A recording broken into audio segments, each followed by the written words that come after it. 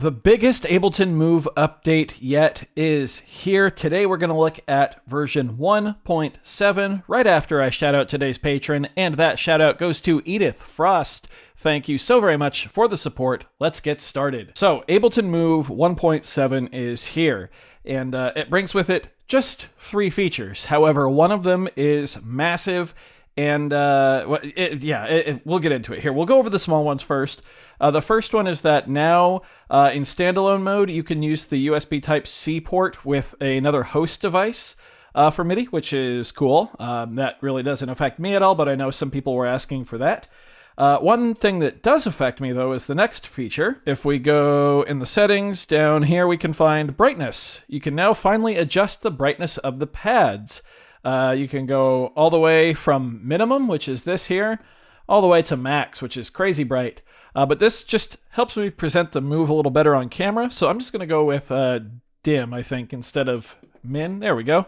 Yeah, that works. Unfortunately, as you can see, I'm still not able to get my camera capturing the display that well. It's not flickering or doing anything in person. It's just, even with the new refresh settings, refresh rate settings in the previous update, I just can't get it to look good with my camera, unfortunately, so I do apologize for that. Anyway, let's move on to the big feature, which is we now have the entire Drift synth engine on board the Ableton Move. So no longer are you just tied to Drift presets. Now you have the entire synth, like the entire Ableton Drift synth on the Move. So any feature you could adjust in Ableton Live on Drift, now you have it on the Move as well. So let's go ahead and get rid of this 303 patch here.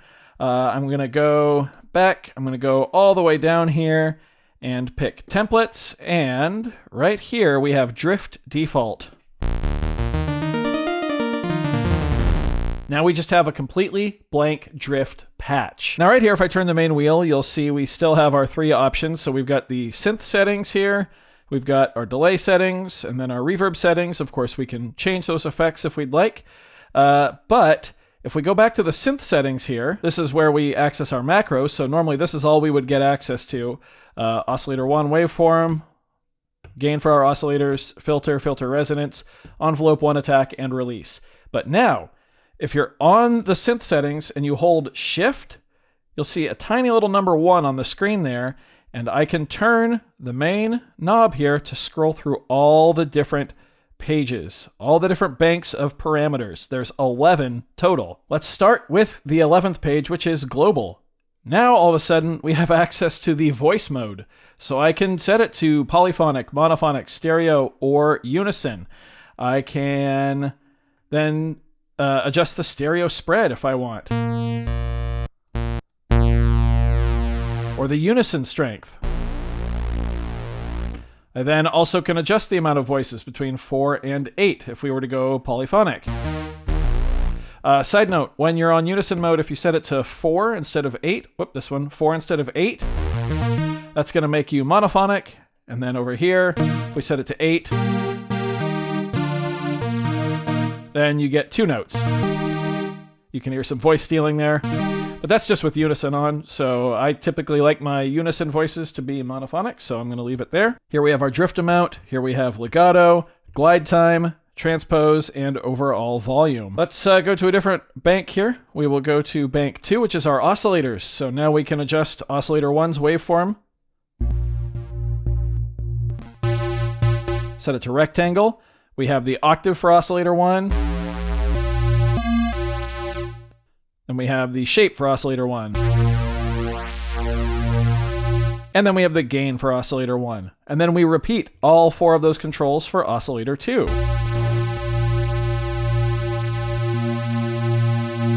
Except we get detune instead of shape.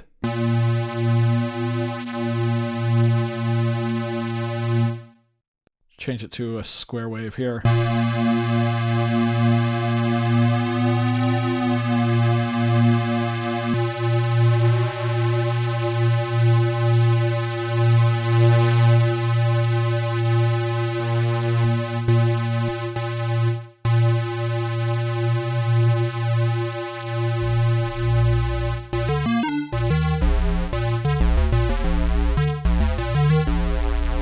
I'm not a huge sound design guy, so forgive me for keeping it basic, but I feel that might actually be the best way to demonstrate this anyway, as is.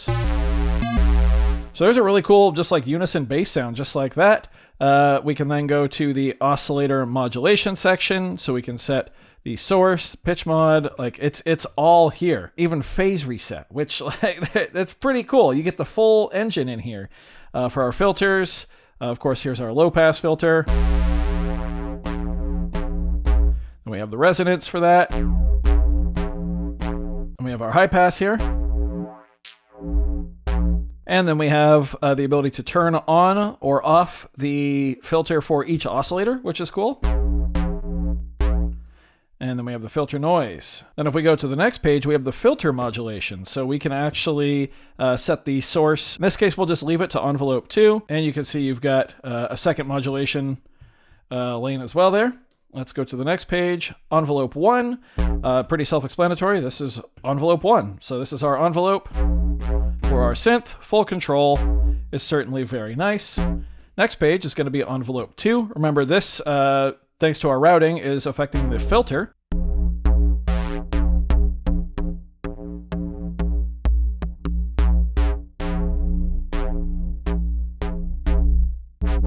You can actually set it to cycle as well.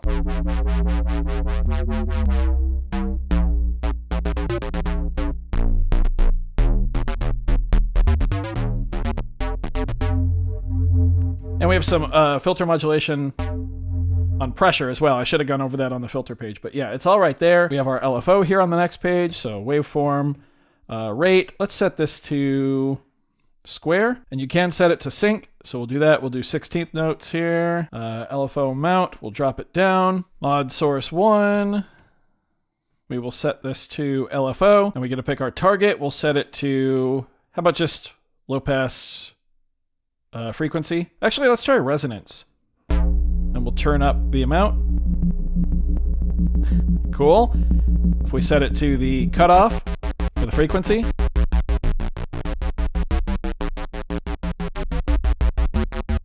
we're in a major key, aren't we? Yeah.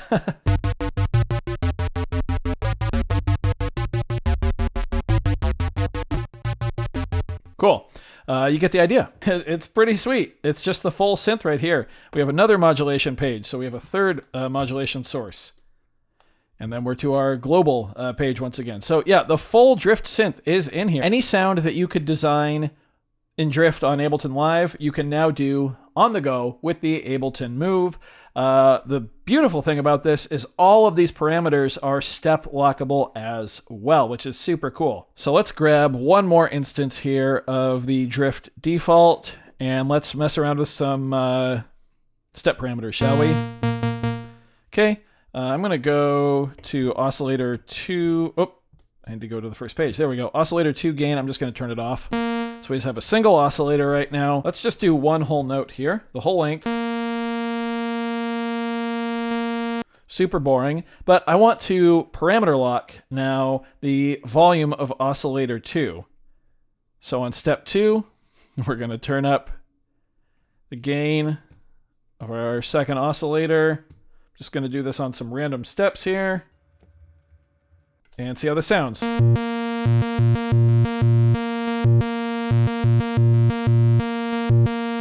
Kind of a weird choice, I do recognize that, but I wanted something that was just really easy to hear, and you can just see how I did it on the oscillator page there. Of course, we could also do our filter, just do some adjustment here.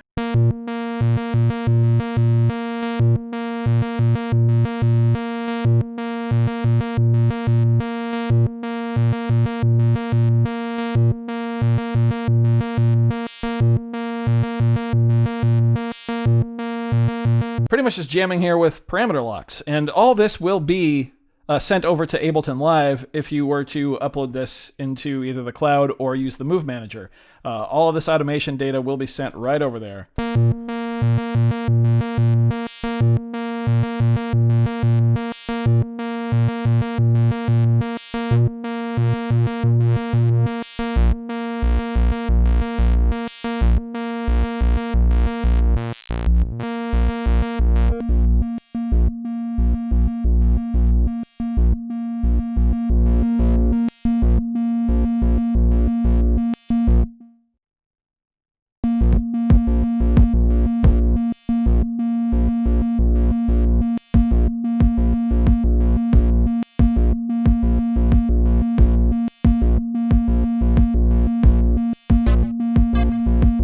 I just remembered that we designed our first drift patch to be a bass.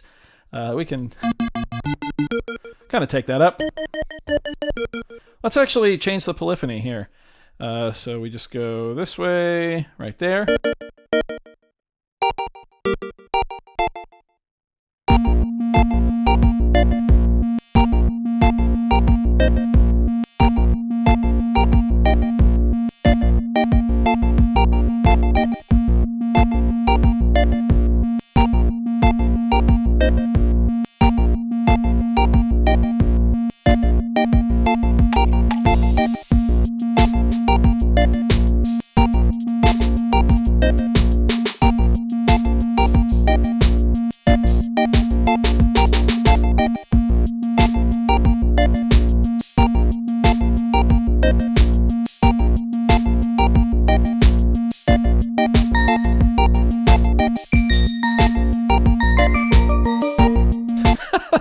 Of all the sounds that could have been randomly set. Oh, that's funny.